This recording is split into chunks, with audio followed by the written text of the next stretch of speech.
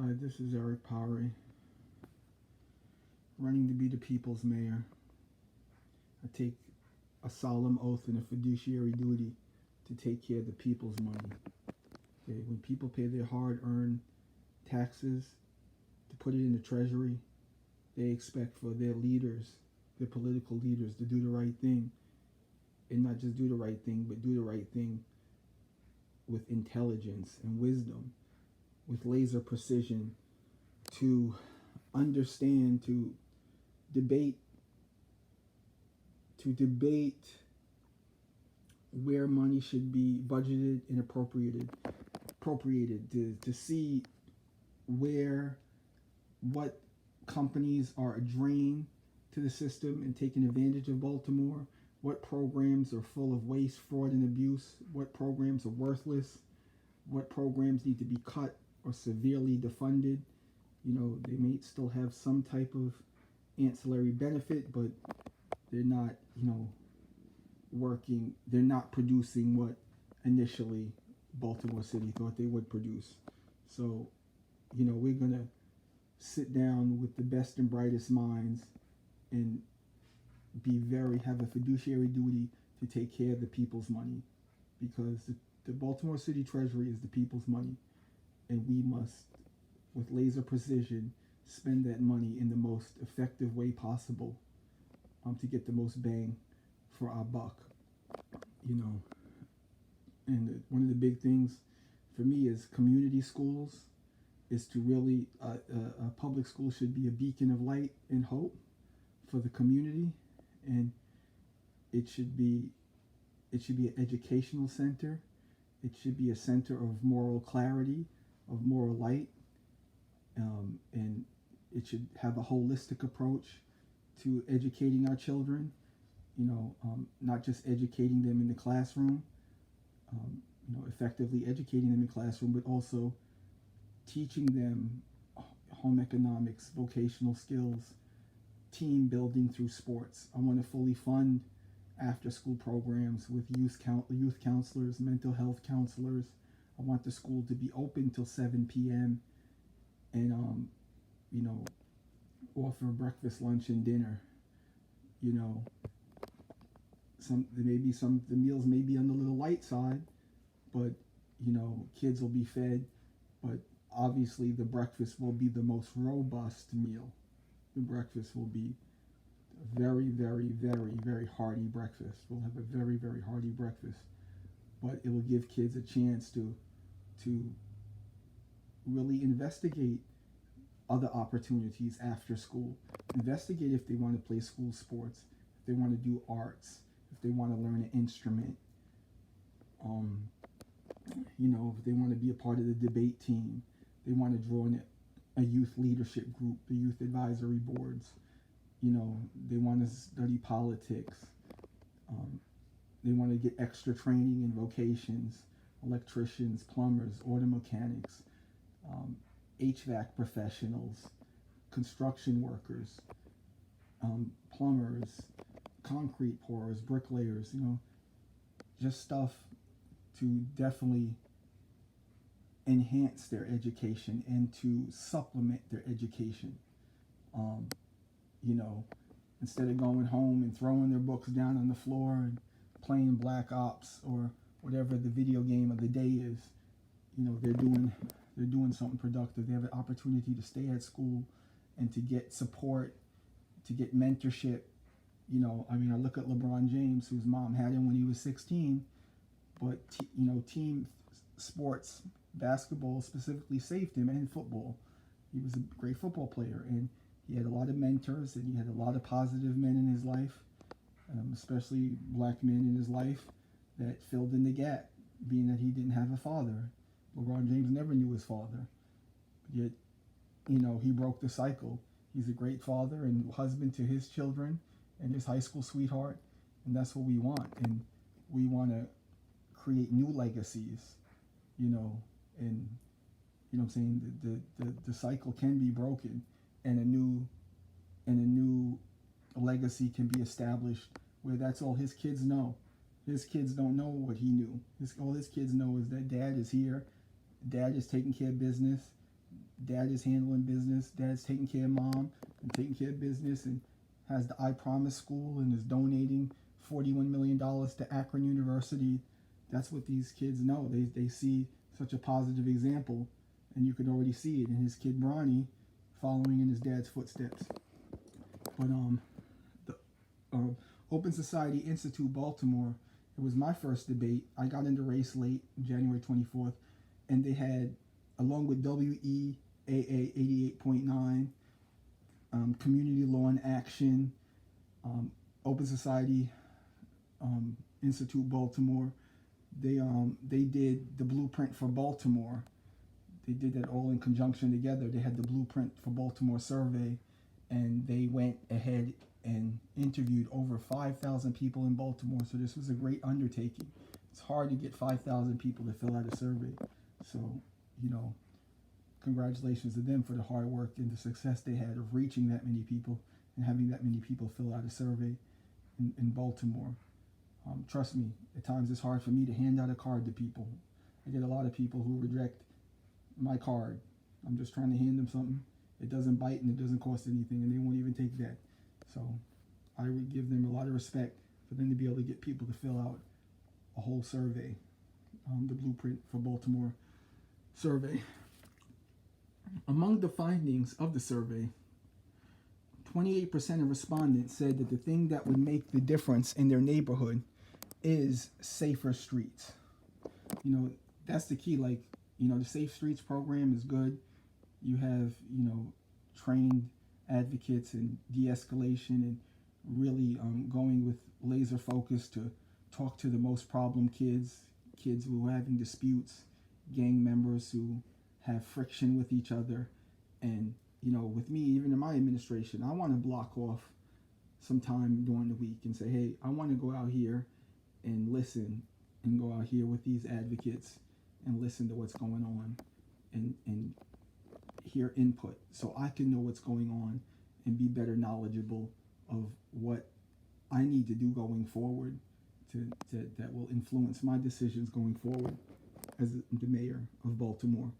So 28% of the respondents said that what would make the most difference in the neighborhood is safer streets. The next highest responses were 15% less trash on the streets, 15% fewer vacant homes, 11% making it easier to own a home. And this is very crucial. We're trying to. My goal is at least 99% occupancy by 2030. It's 99 out of 100 homes at least occupied. And I want these residents doing good. I want these residents, not just in these homes, but thriving, doing well, beautifying their home, exterior, interior, taking pride in the neighborhood, all hands on deck. So if there's 99 out of 100 houses, there might be one vacant, it's not going to be as hard to sell that house. When people look around and say, hey, this is a vibrant community, this is a community I'd like to be a part of. One hand washes the other, both hands wash the face.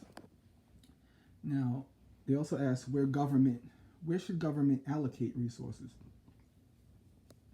32% said expand the Safe Streets program. Like I said, I want to block out time. I'll be out in the streets, overseeing it at times and really listening to better inform my decisions going forward on how to make it safe, because we have to have preventative medicine. Okay, obviously we're going to have law enforcement and criminals will be dealt with, but we always want criminals taken alive with dignity and respect. We want criminals handed over to the legal system alive. Okay, it ain't no wanted dead or alive. It is alive. Okay, we want to hand them over alive and let the legal system run its course, and they have due process. 28% said improve access to mental health and substance abuse programs. Very important. This will save lives. A lot of these people on substance abuse, they're very sickly. They don't have strong immune systems. They're very susceptible to illness. They're susceptible to spreading illness and infectious diseases. It's a mental health crisis. It's a mental health and it's a physical health crisis also. And this will save lives. This will save lives. And these were the same people who, when they restore and get their mind right, and their health is restored, in a holistic way, that these are people that I will employ to say, hey, you have a testimony, go ahead and tell, these addicts that there's hope, that you can do it, that you don't have to be enslaved and shackled to drug addiction, forever, that you can be free, you can free yourself, and you can strive and thrive and prosper. 16% said improve witness and victim support. 15% said small business and neighborhood development. Very crucial. Very crucial. We need these neighborhoods to be developed to reach full occupancy. A lot of businesses are not going to come. These businesses do not throw a dart in the air at a target and say, oh, we're going to go here in West Baltimore. These are tested. They have analytics and they know what the median income is. They know how dense the population is. They know if a community can support a supermarket, okay, or a restaurant, okay. They know. And that's why there isn't any, in my neighborhood in Coppin Heights, there isn't any nice neighborhoods or supermarkets, because we do not have the income or the density of or the level of occupancy to support these businesses. 15% said community-based programs. Okay, and that's great. We need to be out there in the community-based safety programs. We have to retrain the police. We have to have private-public partnerships, people working in concert with the police, auxiliary police, volunteer police, going out there, nipping stuff in the bud, nipping problems in the bud, de-escalating problems. That's what we need. We need people in the community, and stuff, neighbors working together. One hand washes the other, both hands wash the face. Blueprint for Baltimore continued. What should be done with the additional funds was another question. What should be done with the additional funds allocated to Baltimore City schools? 42% said providing services and counseling for students facing challenges, including poverty, mental health, and trauma. These kids, they have poverty, okay? This is all interwoven. When you have poverty, you have stress, you feel like you're inadequate, you can't have the nice things. You see everybody on social media and they're talking about how they have so much money. The poverty affects your mental health, in fact leads to trauma. Okay, these are all interwoven. Okay, they're not in a vacuum, these problems. And it's even more sinister in the social media age, because everybody's doing great. Everybody's balling, everybody got a lot of money, and it's like, all that glitters ain't gold. What you see isn't so. But again, it's the perception, and a lot of people feel down upon themselves. They get filled with despair. They either get filled with despair, or they grip up and grab a gun, or grab a pack, and say, I'm going to sell this, and I'm going to go ahead, and I'm going to ball, so I can advertise myself and promote myself in social media as this boss that's riding around and getting it. And, it's just a vicious cycle. It's just a vicious cycle. And this breeds jealousy. This breeds envy, where this shouldn't even exist. But, we as a culture are flamboyant, and it just leads to it leads to violence, it leads to disunity, it leads to hatred, it leads to a lack of brotherhood and sisterhood, and people being their brother's keeper. 33% said ensuring every school has modernized HVAC and other necessary equipment. We need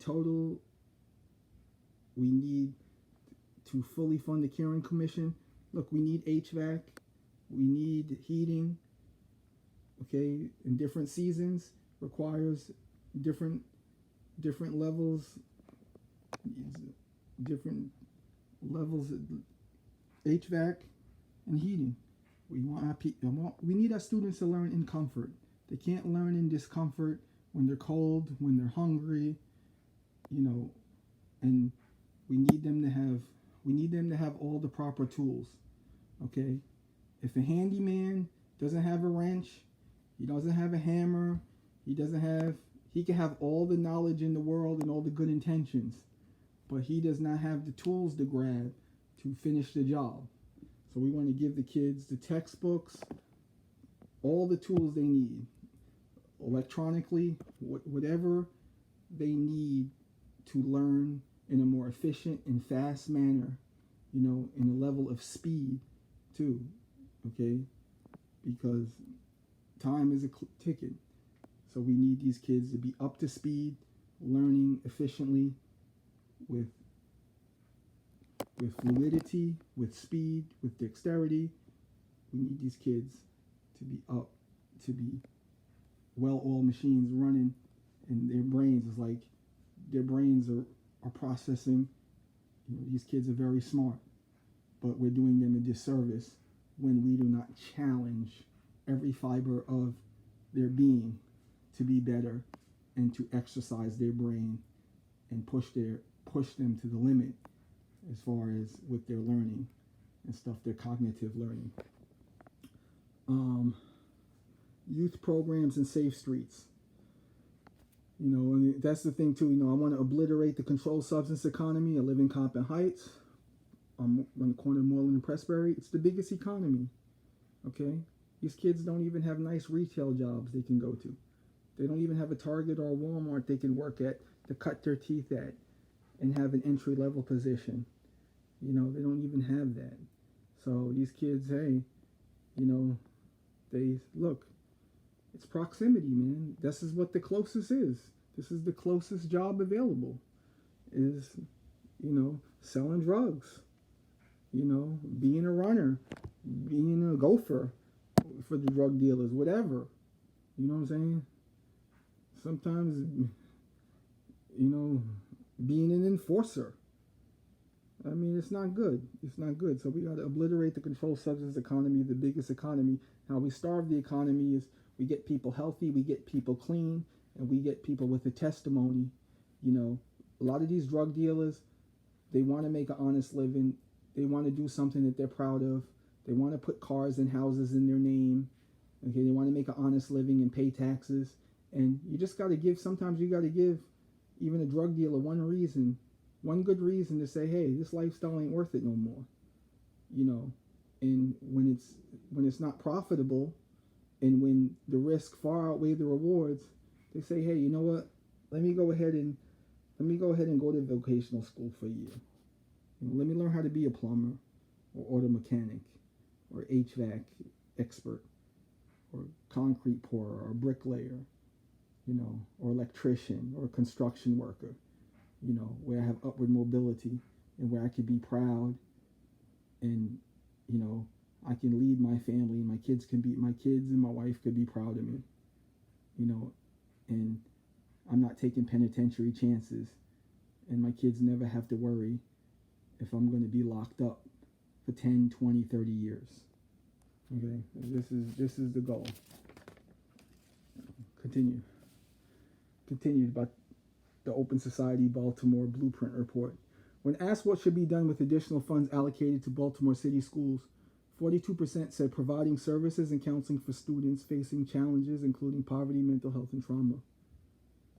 And again, this is redundant, but 33% said ensuring every school has AC, heat, and other necessary equipment. We're going to fully, under the William E. Caring Commission, we are going to push that agenda, and we will budget and appropriate the money for that, and we will get them in Baltimore City schools. And our schools will be top notch. Our schools will be a beacon of light. They will be high functioning learning centers, expand school sports. We're going to have so many after school programs, so many resources for these kids,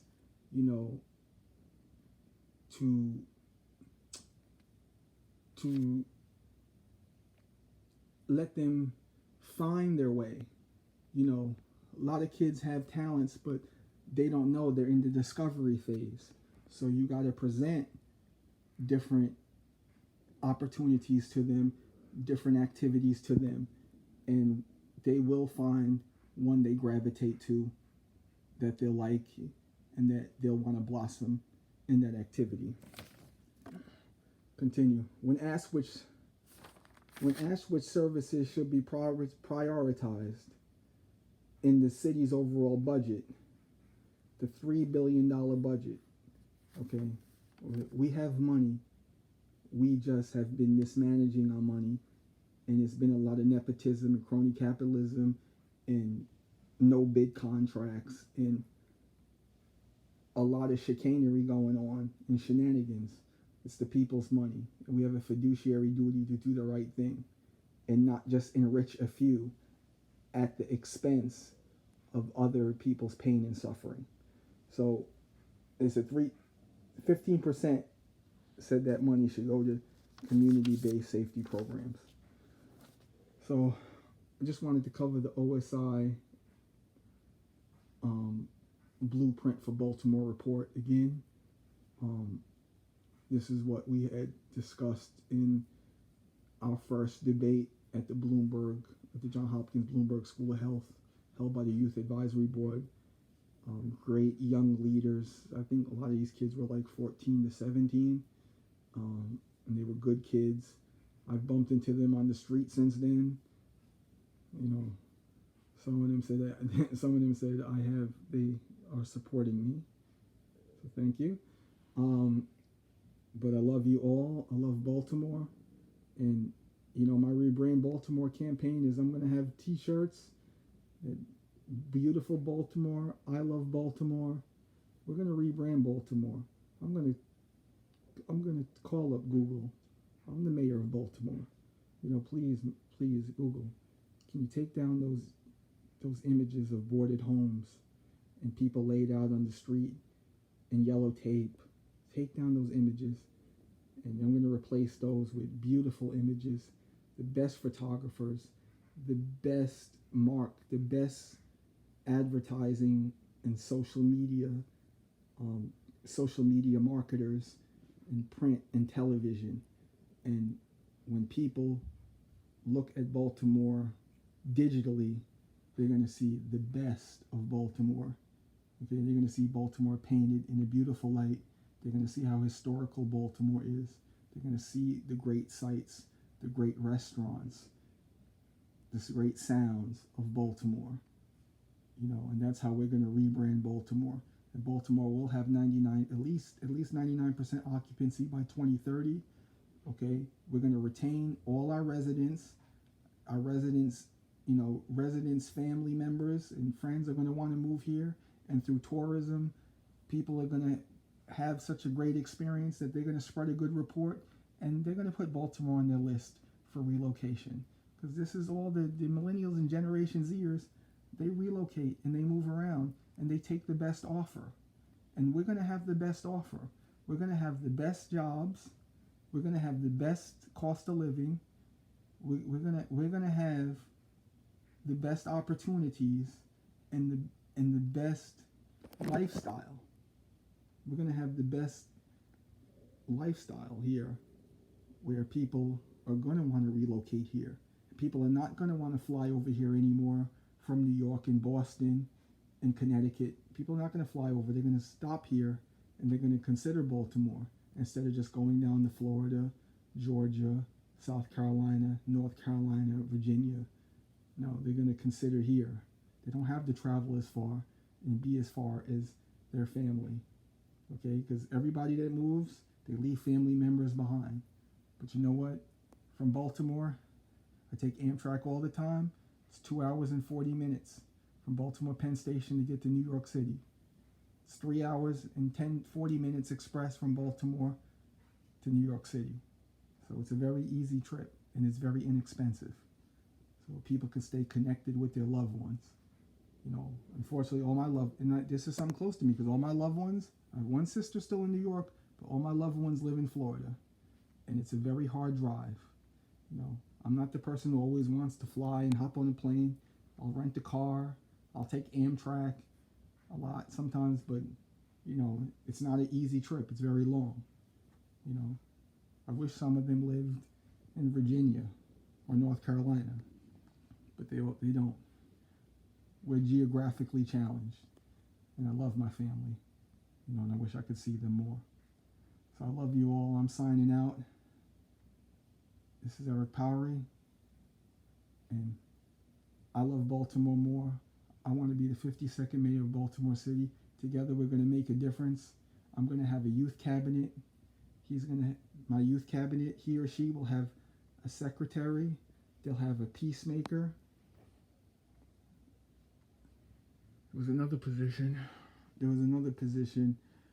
They'll have an assistant mayor, a secretary, an office of the Secretary of Baltimore, and they'll have a peacemaker in an office. And we will pay them $15 an hour. You know, they will earn money, and they will be the future leaders and the future mayors and the future community activists. So again, just thank you for your time and for listening. You can reach me at any time, 410-632-6168, or at mayorpowery@gmail.com. And check out my website, www.ericpowery.com. God bless you, and I'll talk to you soon.